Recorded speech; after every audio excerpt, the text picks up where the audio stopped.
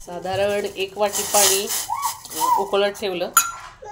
हे उकळत ठेवायचं पाणी आणि चांगलं उकळलं खळा खळा खळा ही मी माझ्या नातवंडांसाठी रेसिपी करत आहे आणि ही मला माझ्या मुलानं शिकवलेली आहे। म्हणजे मुलांकडूनही काहीतरी शिकण्यासारखं होतं। तर तो म्हणला आई मी तुला रेसिपी शिकवतो तर तू माझ्या ही मुलांसाठी कर। म्हणलं बरं चला मलाही शिकायला मिळतंय। मग आता हे असं पाऊण वाटी पाणी मी ठेवलं। आता हे उकळलं ना की ह्यात हे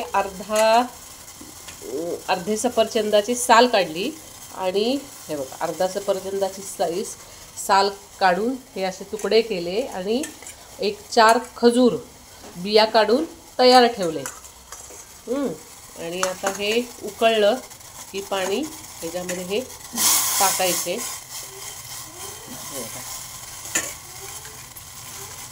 हे असे चांगलं उकळत ठेवलं की त्याच्याबरोबर ते खजुराचे तुकडेही ठेवायचे आणि मंद गॅसवर चांगलं शिजवून द्यायचे छान असं।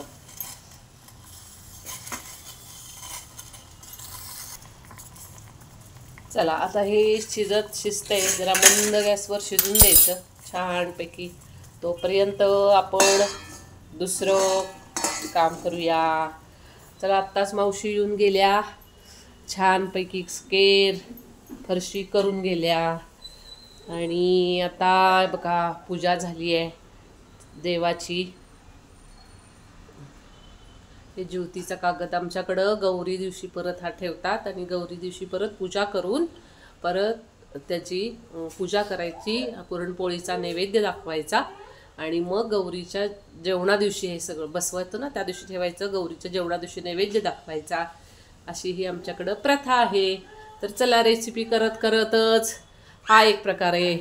आणि हे लहान मुलांच्या ज्या बाटल्या आहेत हे बघा हे अशा ह्याच्यामध्ये ठेवायच्या बूज बाटले। हे असं सगळं उकळून आपोआप निघतं आणि स्वच्छ होतं। हे असे पिन लावली इथं खाली पाणी घालायचं आणि ह्या बाटल्या घालून छान। तोपर्यंत आता बघू आपली रेसिपी कुठपर्यंत आली आहे। तर चला आवडती का आपण नातवंडांना बघूया। आता झालंय हे छानपैकी शिजत आलेलं आहे।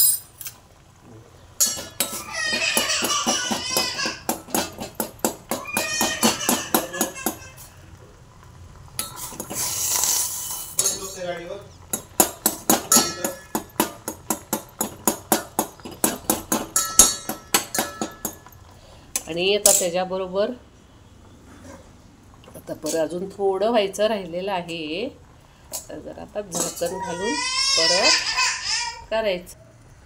आता हे बघा हे 2 चमचे ओट्स घेतलेले आहे। 2 चमचे ओट्स घेतलेत। हे पाणी उकळत ठेवलेलं आहे त्या ह्याच्यातलं थोडं होतं तेही यात घातलंय आणि साधारण एक बारका छोटा मेजर माप असतो ना वाटी छोटी ती चमचे त्यांनी आणि ह्यात ओट्स टाकले गरम पाण्यात। हे बघा हे जरा थोडेसे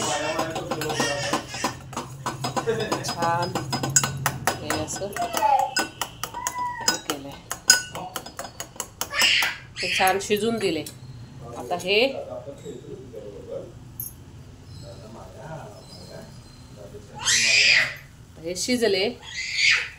शिजले गरम पाण्यात टाकून शिजून घ्यायचे छान। आणि आता हे गार झाले ना की हे मी आता मिक्सरला हे फिरवून घेते छानपैकी असं मिक्सरला फिरवून घेते। हे बघा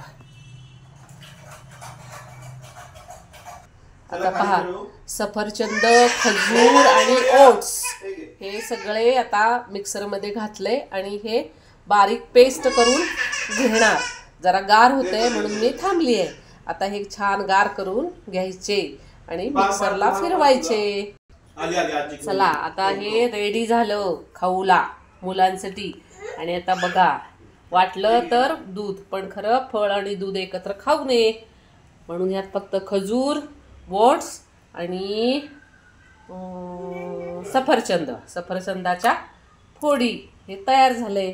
आणि आता हे खाऊसाठी तयार। धरा धरा धरा। अय्या आवडलं तर लाईक करा, सबस्क्राईब करा.